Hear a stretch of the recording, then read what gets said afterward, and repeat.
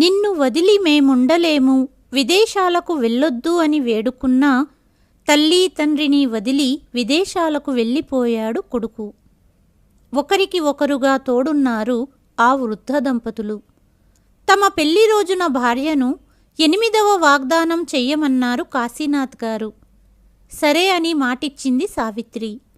8 సంవత్సరాలకు భారతదేశం వచ్చాడు కొడుకు. తమని వదిలి వెళ్ళకు అని వేడుకున్నా వినలేదని కొడుకుకి జీవితకాలపు శిక్ష విధించింది సావిత్రి. తల్లి చేసిన పనికి మోకాళ్లపై కూర్చొని క్షమించమని వెక్కి వెక్కి ఏడ్చాడు కొడుకు. ఇంతకీ ఆ తల్లి చేసిన పని ఏంటి? పెళ్లిరోజు సావిత్రి భర్తకు చేసిన ఆ 8వ వాగ్దానం నిలబెట్టుకుందా లేదా? అందరికీ నమస్కారం. కలియుగం కథలు ఛానల్కి స్వాగతం. ఈనాటి మన కథ 8వ వాగ్దానం.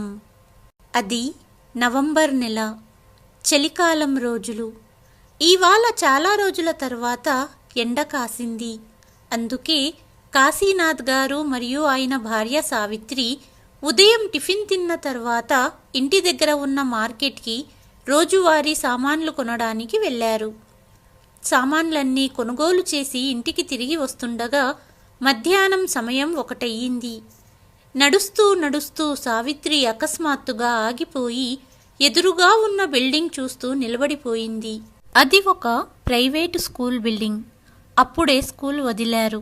అందుకే స్కూల్ గేటు తెరిచి ఉంది. పిల్లలందరూ పరుగు పరుగున బయటికి వస్తున్నారు. కొందరు తల్లులు తమ పిల్లలను తీసుకెళ్లడానికి వచ్చారు. అలాగే కొందరు తండ్రులు కూడా వచ్చారు. బయటికొచ్చిన పిల్లలందరూ తమ తల్లిదండ్రులతో ఆ రోజు క్లాస్లో ఏం జరిగిందో చెబుతున్నారు. బయటకు వస్తున్న ప్రతి పిల్లవాడిని చూస్తూ సావిత్రి గేటు వైపు చూస్తూనే ఉంది. అప్పుడు సావిత్రి, నువ్వు మళ్ళీ ఇక్కడ ఆగిపోయావా? నీకు ఎన్నిసార్లు చెప్పాలి? మన కొడుకు ఇప్పుడు ఇక్కడ చదువుకోవట్లేదు. చాలా కాలం క్రితమే వాడి చదువు పూర్తయింది. ఈ స్కూల్ని ఎప్పుడో వదిలేశాడు. స్కూల్నే కాదు, ఇప్పుడు మనల్ని, ఈ దేశాన్ని కూడా వదిలి వెళ్ళిపోయాడు అని తన కన్నీళ్లను తుడుచుకుంటూ గద్గద స్వరంతో కాశీనాథ్ భార్యతో చెప్పారు. నాకు తెలుసు, కానీ ఎందుకో ప్రతిసారి ఈ స్కూల్ ముందు నుండి వెళ్తున్నప్పుడు పాదాలు ఆటోమేటిక్గా ఆగిపోతాయి. మన బిడ్డ పరుగు పరుగున వచ్చి అమ్మా అమ్మా అని నన్ను హత్తుకుంటాడు అనే ఆశతో ఎదురు చూస్తుంటాను అని సావిత్రి చెప్పింది. కాశీనాథ్ గారు కొంతసేపు నిశ్శబ్దంగా ఉన్నారు. నాకు చాలా గుర్తొస్తాడు అభి. 8 సంవత్సరాలయ్యింది వాడు భారతదేశాన్ని వదిలి. మీకు కూడా గుర్తొస్తాడు కదా? అడిగింది సావిత్రి. నువ్వు ఎప్పుడు అర్థం చేసుకుంటావు సావిత్రి? ఎప్పుడైతే పిల్లలు పెళ్లిళ్ళు చేసుకుని తల్లిదండ్రులవుతారో అప్పుడు వాళ్ళు పెద్దవాళ్ళయ్యారని అర్థం చేసుకోవాలి. వాళ్ళ బాధ్యతలు మారిపోతాయి. అయినా మనం ఇద్దరమే ఎక్కడున్నాం? ఇద్దరం ఒకరి పక్కన ఒకరు నిలబడితే 11 మంది ఉన్నట్లే అని భార్యను ఓదార్చారు కాశీనాథ్ గారు. మీరు చెప్పే ఫిలాసఫీలు వినడానికి బాగున్నాయి, కానీ ఒక తల్లి మనసుని సంతృప్తి పరచలేదు అని సావిత్రి చెప్పింది. సావిత్రి, మనలాంటి వారు భారతదేశంలో ఇంకా చాలామంది ఉన్నారు. వారి పిల్లలు కూడా వారిని వదిలి వేరే దేశాలకు వెళ్ళిపోయారు. ఇప్పుడు ఇది సర్వసాధారణం. అమెరికా నుండి భారతదేశానికి విమానంలో రావడంలో ఎంత సమయం పడుతుంది? అందుకే ఎక్కువ ఆలోచించాల్సిన అవసరం లేదు. ఇప్పుడు ఇంటికి వెళ్దామని కాశీనాథ్ గారు సావిత్రి చెయ్యి పట్టుకొని నడిచారు. భార్యను సముదాయించటానికి ప్రయత్నిస్తున్నారు, కానీ పిల్లలు దూరంగా వెళ్ళిపోయారని కాశీనాథ్ గారు కూడా లోపల నుండి బాధపడుతూనే ఉన్నారు. ఇంటికి నడుస్తూ నడుస్తూ వారి మనసులో గతం రోజులు గుర్తుకు వచ్చాయి. అమ్మా, నాన్న, నాకు విదేశాల్లో ఉద్యోగం వచ్చింది. సంవత్సరాల నుండి కంటున్న కలలు నెరవేరబోతున్నాయి. ఇక నేను శాశ్వతంగా అమెరికాలో సెటిల్ అవుతాను. ఇప్పుడు చూడండి నాన్న, మీ కొడుకు ఎలా సంపాదిస్తాడో అని కొడుకు అభి సంతోషంగా చెప్పిన మాటలు కాశీనాథ్ గారి చెవుల్లో మారుమోగాయి. కానీ కొడుకు విదేశాలకు వెళ్తున్నానని చెప్పగానే కాశీనాథ్ గారు ఆశ్చర్యంతో నిలబడిపోయారు. అదే సమయంలో సావిత్రి రాతి విగ్రహంలా నిలబడిపోయింది. ఒక్క మాట కూడా ఆమె నోటి నుండి రాలేదు.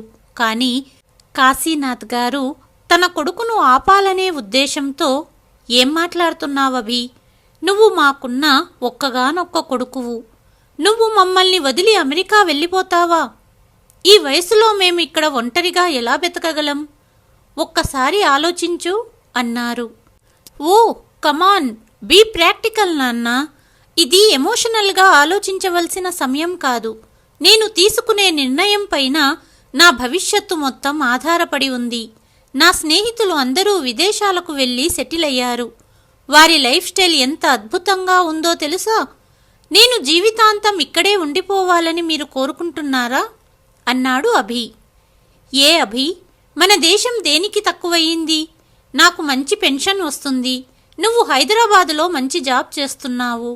ఈ ఇల్లు మనదే. ఇంకేం కావాలి నీకు? నీ దేశాన్ని, నీ తల్లిదండ్రులను వదిలి విదేశీ నేలపై స్థిరపడాలని ఎందుకు అనుకుంటున్నావు? బాబు అభి, మమ్మల్ని అర్థం చేసుకో. ఈ వయసులో మేము నీ నుండి దూరంగా ఉండలేము. మా కొడుకు, కోడలు, మనవళ్ళు అందరితో కలిసి ఉండాలని కోరుకుంటున్నాము అన్నారు కాశీనాథ్ గారు. ఏ నాన్న, నాకంటూ ఒక జీవితం ఉందా లేదా? నాకంటూ జీవితంలో కొన్ని కోరికలున్నాయి. వాటిని నేను పూర్తి చేసుకోవాలనుకుంటున్నాను అన్నాడు అభి. కొడుకు మాటలు విని కాశీనాథ్ గారు ఇలా అన్నారు. అభి, నీకు గుర్తుందా? నేను ఉద్యోగం చేస్తున్నప్పుడు మైల్డ్ స్ట్రోక్ వచ్చింది. డాక్టర్లు ఎక్కువ కష్టపడకుండా వాలంటరీ రిటైర్మెంట్ తీసుకుని రెస్ట్ తీసుకోమన్నారు. కానీ అదే సమయంలో నువ్వు 10వ తరగతి పరీక్షలకు ప్రిపేర్ అవుతున్నావు. నీ తర్వాతి చదువుల కోసం డబ్బులు కావాలి. అందుకే నేను వాలంటరీ రిటైర్మెంట్ తీసుకోలేదు. ముందు నీ భవిష్యత్తు గురించి ఆలోచించాము అన్నారు కాశీనాథ్ గారు. అభికి తండ్రి మాటలు విని కోపం వచ్చింది. అది మీ మూర్ఖత్వం. ఇప్పుడు నేను మీలాగే మూర్ఖంగా ఇక్కడే జీవితమంతా ఉండిపోవాలా? క్షమించండి, కానీ నేను అలా జరగనివ్వను. నేను ప్రాక్టికల్గా ఆలోచించి నిర్ణయం తీసుకుంటాను అన్నాడు కోపంగా. కొడుకు ఖచ్చితమైన సమాధానంతో కాశీనాథ్ గారు మౌనంగా నిలబడ్డారు. భార్య వైపు చూశారు. సావిత్రి కళ్ళు కన్నీళ్లతో నిండిపోయాయి. కానీ అభికి అసలు తల్లి గురించి ఆలోచనే లేదు. విదేశాలకు వెళ్లాలనే వ్యామోహంలో బాధపడుతున్న తల్లి తండ్రి ముఖాలు కనిపించడం లేదు తనకి. చివరికి భార్యాపిల్లలతో ముసలి తల్లిదండ్రులను మీ చావు మీరు చావండి అని విదేశాలకు వెళ్ళిపోయాడు. గతాన్ని గుర్తు చేసుకుంటూ కాశీనాథ్ గారు ఎప్పుడు ఇంటికి చేరారో తెలియనే లేదు. సావిత్రి, ఇంటి తాళాలివ్వు అంటూ భార్యతో చెబుతూ సామానుల సంచి తలుపు వద్ద పెట్టి భార్య వైపు చెయ్యి చాచారు. కానీ సావిత్రి నుండి ఎటువంటి సమాధానం రాలేదు. ఏంటి సావిత్రి అంటూ భార్య వైపు తిరిగి చూశారు కాశీనాథ్ గారు. సావిత్రి కళ్ళు పెద్దవి చేసి తల పట్టుకొని నిలబడి ఉంది. కాశీనాథ్ గారు భార్యను పిలుస్తూనే ఉన్నారు. అంతలోనే సావిత్రి నేలపై పడిపోయింది. సావిత్రి, సావిత్రి, ఏమయ్యింది అంటూ కాశీనాథ్ గారు సహాయం కోసం చుట్టుపక్కల వాళ్ళని కేకవేశారు. చుట్టుపక్కల వారు పరిగెత్తుతూ వచ్చారు. పక్కనే ఉన్న ఆటోను పిలిచి అందులో సావిత్రి గారిని చుట్టుపక్కల వారి సహాయంతో కూర్చోబెట్టి హాస్పిటల్ తీసుకువెళ్లారు. హాస్పిటల్ చేరిన వెంటనే పరిస్థితి చూసి డాక్టర్ ఎమర్జెన్సీ వార్డులో చికిత్స మొదలుపెట్టారు. ఎమర్జెన్సీ వార్డు బయట కూర్చున్న కాశీనాథ్ గారి కాళ్ళు చేతులు వణుకుతున్నాయి. అతను చాలా బాధగా ఉన్నారు. అసలు సావిత్రి ఎందుకిలా పడిపోయిందో ఆయనకు అర్థం కావటం లేదు. పాపం, ధైర్యం చెప్పే తోడు కూడా లేక కంగారుగా ఉన్నారు. బహుశా అలసట వల్లే కళ్ళు తిరిగాయేమో, అందుకే పడిపోయిందేమోనని మనసును శాంతపరచుకోవాలని ప్రయత్నిస్తున్నారు.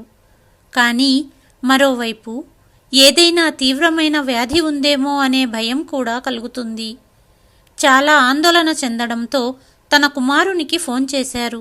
కానీ 2-3 సార్లు ప్రయత్నించినా అభి ఫోన్ ఎత్తలేదు. కొంతసేపటి తర్వాత నర్స్ ఎమర్జెన్సీ వార్డు నుండి బయటికి వచ్చింది. నా భార్య సావిత్రి ఎలా ఉంది అని కాశీనాథ్ నర్సును అడిగారు. ఇంకా చికిత్స జరుగుతోంది. మీరు రిసెప్షన్లో 50,000 రూపాయలు జమ చెయ్యండి అని చెప్పింది. కాశీనాథ్ గారు రిసెప్షన్ వెళ్ళి తన మొబైల్ ఫోన్ ద్వారా డబ్బు బదిలీ చేశారు. కాసేపటికి నర్సు బయటికి వచ్చి, కొన్ని రిపోర్ట్స్ రేపటికి వస్తాయి, మీరు సావిత్రి గారిని చూడడానికి లోపలికి వెళ్ళొచ్చు అనింది. కాశీనాథ్ గారు లోపలికి వెళ్ళారు. కానీ సావిత్రి మెలకువగా లేదు. మరుసటి రోజు సావిత్రి గారి అన్ని రిపోర్ట్లు వచ్చాయి. కాశీనాథ్ గారిని డాక్టర్ పిలిచి సావిత్రి గారి పరిస్థితి వివరించారు. డాక్టర్ గారు చెప్పింది విని కాశీనాథ్ గారికి గుండె ఆగినంత పనయ్యింది. సావిత్రి గారికి క్యాన్సర్ ఉందని తెలిసింది. కొంతసేపు ఆయనకు ఏమీ అర్థం కాలేదు. కానీ ఈ సమయంలో తను కుంగిపోకూడదని నిర్ణయించుకున్నాడు. తన భార్యను ఎలాగైనా కాపాడుకోవాలని మనసులో నిర్ణయించుకున్నాడు. అప్పుడే ఆయన ఫోన్ మోగింది. కొడుకు అభి ఫోన్ చేశాడు. కాశీనాథ్ తన కుమారునికి అంతా వివరించారు. నాన్న, మీరు చింతించకండి. అమ్మ ఆరోగ్యం తొందరగా కుదుటపడుతుంది. సమయానికి ఆరోగ్యకరమైన భోజనం, మందులు ఇస్తూ జాగ్రత్తగా చూసుకోండి. ఇంతకన్నా మనమేం చెయ్యలేము అని చెప్పాడు. కుమారుడితో మాట్లాడిన తర్వాత కాశీనాథ్ గారు కూడా కొంత ఊరట పొందారు. 2 రోజుల తర్వాత సావిత్రి గారిని ఇంటికి తీసుకొచ్చారు. కాశీనాథ్ గారు భార్యను చాలా బాగా చూసుకున్నారు. స్వయంగా భార్య కోసం బలమైన ఆహారం వండి తినిపించేవారు. అలాగే సమయానికి మందులు ఇచ్చి ప్రతిరోజు దగ్గరలోని పార్కులో వాకింగ్ తీసుకెళ్లేవారు. వారం వారం చెకప్ కోసం ఆస్పత్రికి తీసుకెళ్లేవారు. భర్త యొక్క అంకిత భావం చూసి సావిత్రి గారి కళ్ళు చెమ్మగిల్లాయి. తన భార్యకు ఏమీ కాకుండా చూసుకోవాలని నిర్ణయించుకున్నారు కాశీనాథ్ గారు. రోజులు గడుస్తున్నాయి. రోజురోజుకు సావిత్రి గారి ఆరోగ్యం క్షీణిస్తూ వచ్చింది. తన పరిస్థితి చూసి తనే కుంగిపోయేది. సరైన చికిత్స చేయించుకుని నమ్మకంగా ఉంటే ఏ వ్యాధినైనా జయించవచ్చు అని కాశీనాథ్ గారు ఆమెకు ధైర్యం చెప్పేవారు. కానీ ఒంటరిగా ఉన్నప్పుడు భార్య గురించి ఆలోచించి కన్నీళ్లు పెట్టుకునేవారు. తన భార్య మందులకు, చికిత్సకు డబ్బు ఖర్చవడం వల్ల కాశీనాథ్ గారు ఆర్థికంగా కూడా ఇబ్బందులు ఎదుర్కొంటున్నారు. భారం తగ్గించుకోవటానికి ఒకరోజు ఉదయమే కాశీనాథ్ గారు తన కుమారునికి ఫోన్ చేశాడు. కానీ అభి తండ్రిపై కోపంతో అరిచాడు. నాన్న, ఫోన్ చేసే ముందు ఒకసారి టైం చూసుకోండి. ఇక్కడ రాత్రి 11 గంటలవుతోంది. మీకు ఏమీ పని లేదు, కానీ నేనిక్కడ చాలా బిజీగా ఉన్నాను అని అన్నాడు అభి. బాబు అభి, నా మాట విను. మీ అమ్మ ఆరోగ్యం రోజురోజుకి క్షీణిస్తోంది. వీలైనంత త్వరగా నువ్వు భారతదేశానికి రా అన్నారు కాశీనాథ్ గారు. అమ్మ ఆరోగ్యం బాగోలేకపోతే నేనేం చెయ్యగలను? వృద్ధాప్యంలో ఇలాంటివి జరుగుతూనే ఉంటాయి. మీరు ఆమెను డాక్టర్ వద్ద చూపించండి. నేను రావడం వలన ఆవిడ వ్యాధి తగ్గిపోదు కదా. ఇలా ప్రతి చిన్న విషయానికి ఫోన్ చేసి విసిగించొద్దండి. ఏదైనా అవసరమైతే వాట్సాప్లో మెసేజ్ చేయండి. నేనే మీకు ఫోన్ చేస్తాను. ఉదయం ఆఫీసు వెళ్ళాలి అంటూ ఫోన్ పెట్టేశాడు అభి. కాశీనాథ్ గారు కొడుకు మాటలతో చలించిపోయారు. అప్పుడే గదిలోపలి నుండి సావిత్రి పిలిచింది. ఏమయ్యిందండి? ఎవరితో మాట్లాడుతున్నారు? అభి ఫోన్ చేశాడా? నేను కూడా మాట్లాడతాను. గదిలో మంచంపై పడుకున్న సావిత్రి కాశీనాథ్ గారితో అనింది. కాశీనాథ్ గారు గదిలోకి వచ్చి ముఖంపై చిరునవ్వుతో, సావిత్రి, అక్కడ ఇప్పుడు రాత్రయిందని గుర్తే లేదు. ఇంట్లో అందరూ నిద్రపోతున్నారు. నేనే డిస్టర్బ్ చేశాను. నేను రేపు ఫోన్ చేసి నీతో మాట్లాడిస్తాను అన్నారు కాశీనాథ్ గారు. అభి ఏమన్నాడు? మనల్ని కలవడానికి ఎప్పుడొస్తున్నాడు అడిగింది సావిత్రి. భార్య ప్రశ్నకు ఏం సమాధానమివ్వాలో అర్థం కావడం లేదు తనకి. అభి లీవ్ కోసం ప్రయత్నిస్తున్నాడట. లీవ్ దొరకగానే నిన్ను కలవడానికి వస్తాడు నీ కొడుకు. భార్య వద్ద నిజాన్ని దాయలేక కన్నీళ్లను దాచుతూ కాశీనాథ్ గారు గది నుండి బయటికి వచ్చారు. కాసేపటికి సావిత్రి మూలుగుతున్న శబ్దం విని కాశీనాథ్ గారు గదిలోకి పరిగెత్తారు. గదిలో భార్య పరిస్థితి చూసి కాశీనాథ్ గారు వెంటనే ట్యాక్సీని పిలిచి హాస్పిటల్ తీసుకెళ్లారు. సావిత్రిని పరీక్షించిన డాక్టర్ కాసేపటికి కాశీనాథ్ గారిని గదిలోకి పిలిచారు. ఆ సమయంలో సావిత్రి మంచంపై నిద్రపోతూ ఉంది. కాశీనాథ్ గారు, సావిత్రి గారి ఆరోగ్యం రోజురోజుకి మరింత దిగజారుతుంది. ఆవిడకు తొందరగా బోన్ మ్యారో ట్రాన్స్ప్లాంట్ చేయాలి అన్నారు. సరే డాక్టర్ గారు, బోన్ మ్యారో ట్రాన్స్ప్లాంట్ చేయించుకోవడానికి నేను రెడీగా ఉన్నాను అన్నారు కాశీనాథ్ గారు. కాదండి, మీ బోన్ మ్యాచ్ అవ్వదు. సావిత్రి గారి కొడుకు లేదా అన్నా తమ్ముళ్ళు ఇలా ఎవరైనా ఉంటే చికిత్స చెయ్యొచ్చు అన్నారు డాక్టర్. కానీ డాక్టర్, మా కొడుకు అమెరికాలో ఉన్నాడు, నేను మా అబ్బాయితో మాట్లాడతాను అన్నారు కాశీనాథ్ గారు. సరే కాశీనాథ్ గారు, మన దగ్గర సమయం చాలా తక్కువ ఉంది, గుర్తుపెట్టుకోండి. దాదాపు 20 నుండి 25 లక్షల దాకా ఖర్చవుతుంది. సమయానికి చికిత్స జరిగితే ఆవిడ బ్రతికే అవకాశాలు చాలా ఎక్కువగా ఉన్నాయి. లేకపోతే అన్నారు డాక్టర్. లేకపోతే ఏంటి డాక్టర్? లేకపోతే నెల లేదా నెలన్నర, ఇంతకంటే ఎక్కువ సమయం లేదు అన్నారు డాక్టర్. తన భార్య దూరం అవుతుందని ఆలోచన కాశీనాథ్ గారిని కలిచివేసింది.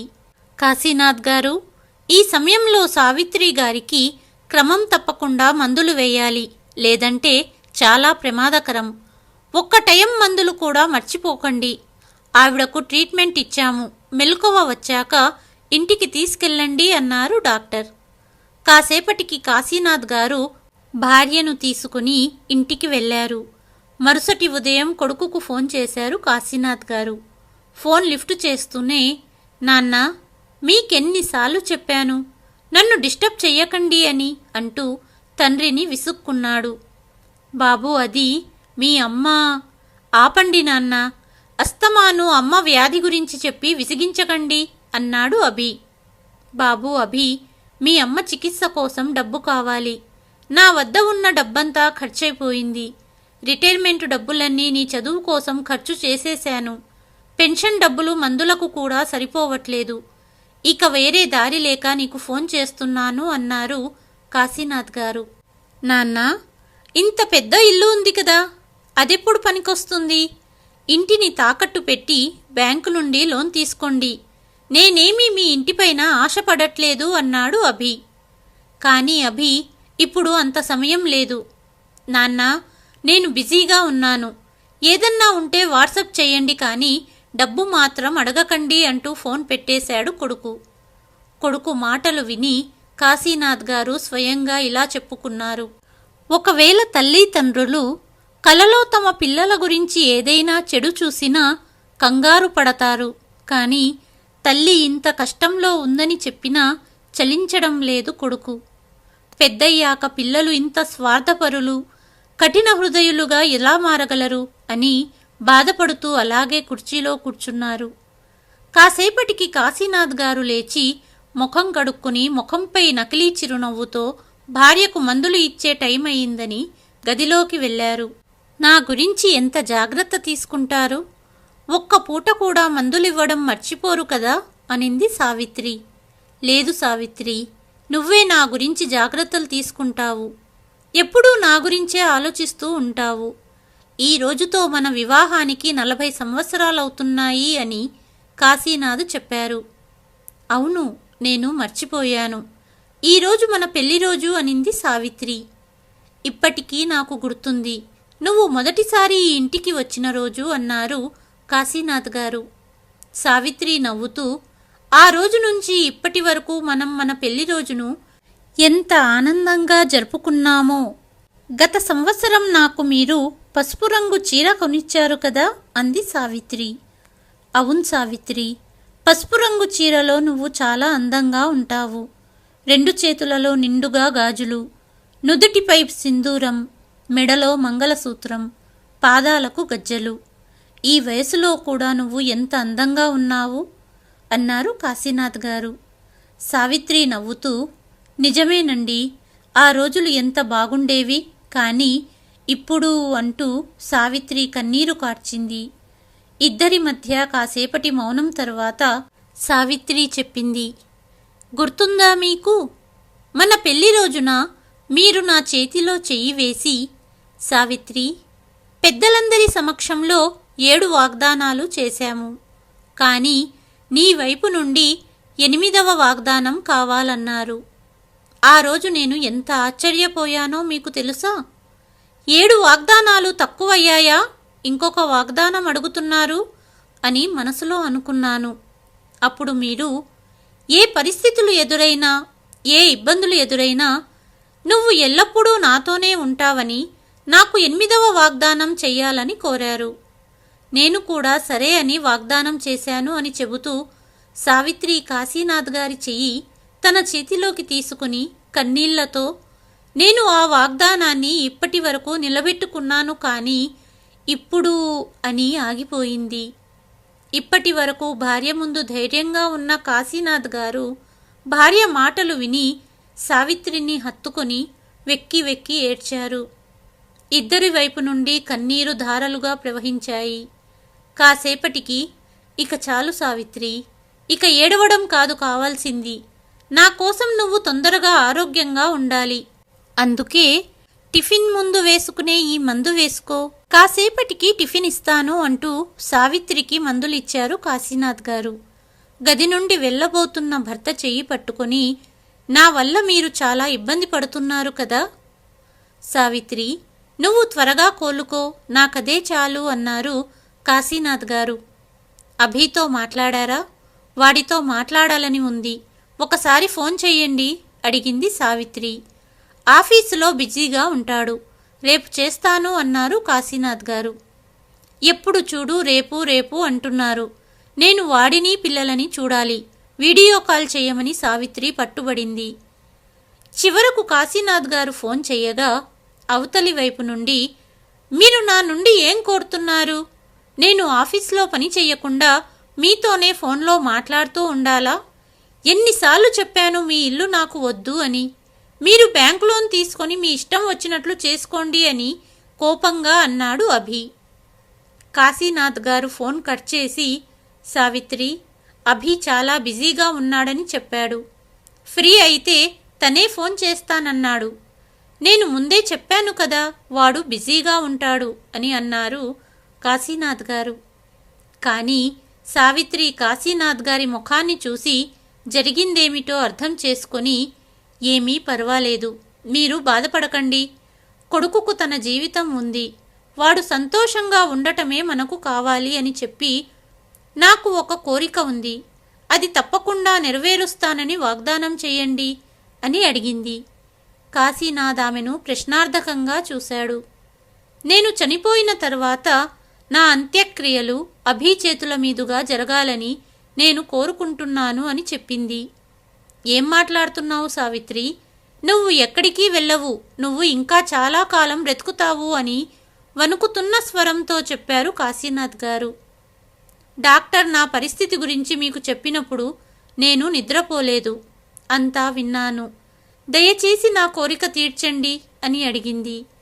కాశీనాథ్ గారు ఏమీ మాట్లాడలేకపోయారు. సావిత్రి కొనసాగుతూ, నా చివరి కోరిక పూర్తి చేస్తానని మాటివ్వండి అనింది.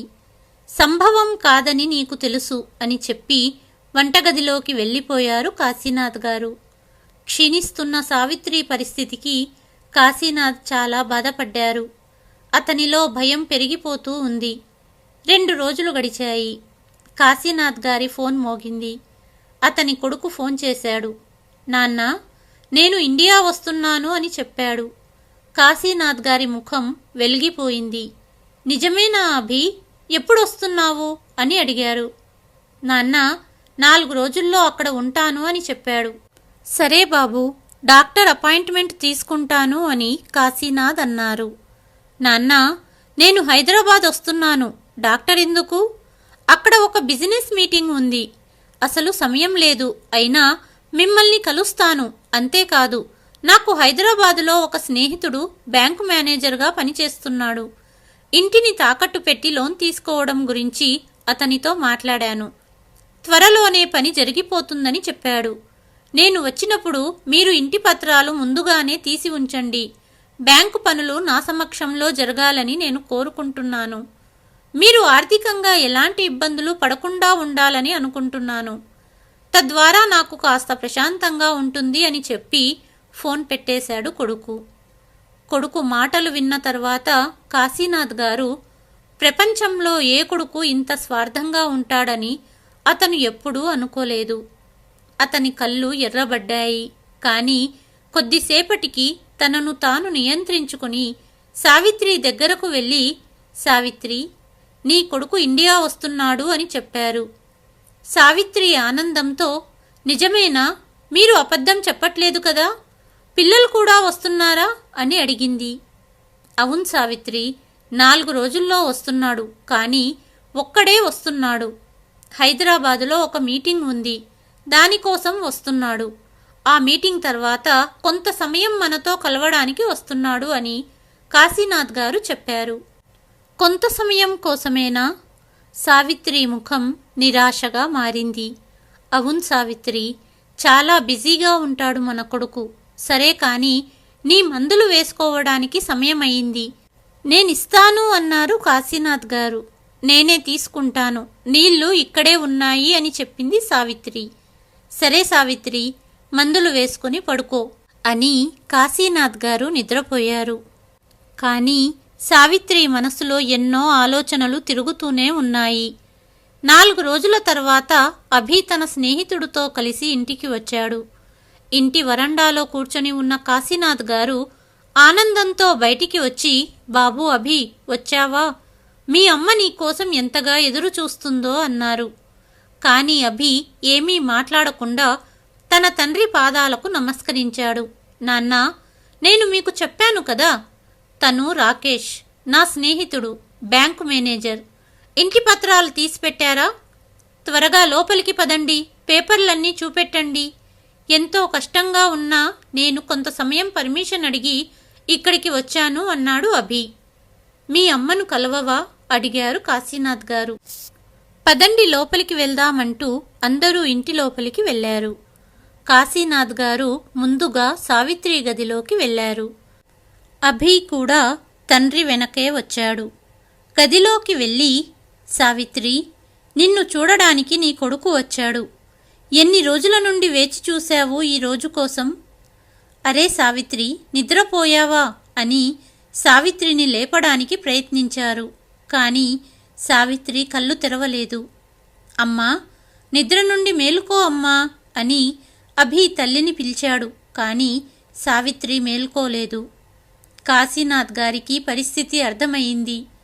కొడుకును చూడాలని ఎదురు చూసిన సావిత్రి కళ్ళు శాశ్వతంగా మూసుకుపోయాయని తను అర్థం చేసుకున్నారు. అభి మోకాళ్లపై కూర్చొని అమ్మా అమ్మా అని ఏడుస్తూ ఉన్నాడు. కాశీనాథ్ గారు భార్యను కోల్పోయిన బాధతో కుప్పకూలిపోయారు. గతం మొత్తం ఆయన కళ్ళ ముందు కదలాడింది. కొంతసేపటికి ఇరుగు పొరుగు వారు వచ్చారు. సావిత్రిని నేల మీద పడుకోబెట్టారు. అప్పుడు కాశీనాథ్ గారికి ఒక ఆలోచన వచ్చింది. ఆయన తొందరగా గదిలోకి వెళ్ళి సావిత్రి పడుకునే చోట వెతకడం మొదలుపెట్టారు. ఎప్పుడైతే దిండు కింద మందుల డబ్బా చూశారో కాశీనాథ్ గారి కాళ్ళ కింద భూమి కదిలిపోయింది. ఎందుకంటే చివరి 2 రోజుల మందులు అలాగే ఉన్నాయి. డాక్టర్ చెప్పిన మాటలు గుర్తుకు వచ్చాయి. ఒక్క పూట మందులు వేసుకోకపోయినా ప్రమాదమన్నారు డాక్టర్. అభి వస్తున్నాడని తెలిసినప్పటి నుంచి ఎప్పుడు నేను గదిలోకి వెళ్ళి అడిగినా ఇప్పుడే మందులు వేసుకున్నాను అనేది సావిత్రి. కానీ అన్ని మందులు అక్కడే ఉన్నాయి.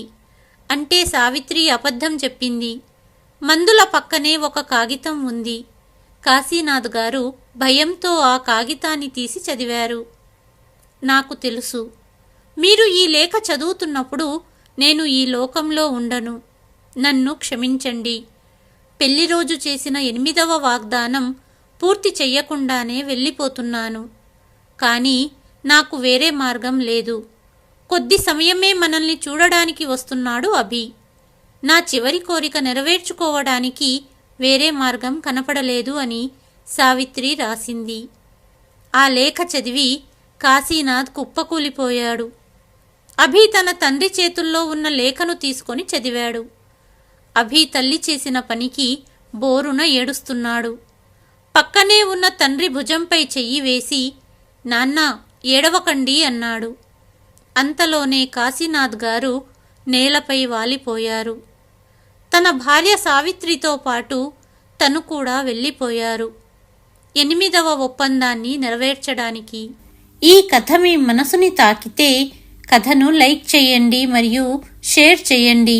మీ అభిప్రాయాన్ని కామెంట్ బాక్స్లో తప్పకుండా రాయండి. కథ చివరి వరకు విన్నందుకు మీకు ధన్యవాదాలు.